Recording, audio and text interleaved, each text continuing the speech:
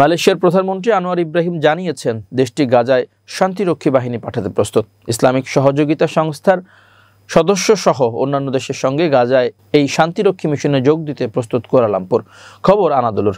প্রতিবেদনে বলা হয়, কুয়ালালামপুরে অনুষ্ঠিত ৪৭তম আসিয়ান সম্মেলনের সাইড লাইনে রোববার জাতিসংঘের মহাসচিব অ্যান্তোনিও গুতেরেসের সঙ্গে দ্বিপাক্ষিক বৈঠকে আনোয়ার এই মন্তব্য করেন। মালয়েশিয়ার প্রধানমন্ত্রীর কার্যালয় থেকে প্রকাশিত এক বিবৃতিতে বলা হয়, মালয়েশিয়া ফিলিস্তিনি সংগ্রামের প্রতি তার দৃঢ় অবস্থান পুনর্ব্যক্ত করেছে এবং জাতিসংঘের ধারাবাহিক অবস্থানের পাশাপাশি আন্তর্জাতিক বিচার আদালতের সিদ্ধান্তকে স্বাগত জানিয়েছে, যা নিশ্চিত করেছে গাজায় ইসরায়েলি সরকারের মানবিক সহায়তা অবরোধ আন্তর্জাতিক আইনের স্পষ্ট লঙ্ঘন। বৈঠকে আনোয়ার ও গুতেরেস আসিয়ানের সভাপতি মালয়েশিয়ার ভূমিকা নিয়ে আলোচনা করেন। তার মধ্যে ছিল থাইল্যান্ড ও কম্বোডিয়ার মধ্যে শান্তি আলোচনা সহজ করা ও মিয়ানমারের অন্তর্ভুক্তিমূলক সংলাপকে উৎসাহিত করা। মার্কিন প্রস্তাবিত ২০ দফা পরিকল্পনার আওতায় আঞ্চলিক ও আন্তর্জাতিক মধ্যস্থতায় গত ১০ অক্টোবর হামাস ও ইসরায়েলের মধ্যে গাজা যুদ্ধবিরতি চুক্তি কার্যকর হয়েছে। এদিকে যুদ্ধবিরতির তৃতীয় সপ্তাহে গড়ালেও ধ্বংসস্তূপ আর অনিশ্চয়তা নিয়ে বেঁচে আছে গাজাবাসী। গাজার দক্ষিণাঞ্চলে ধ্বংসস্তূপের নিচে এখনও লুকিয়ে আছে প্রায় ৬৬,০০০ টন বিস্ফোরণহীন গোলাবারুদ।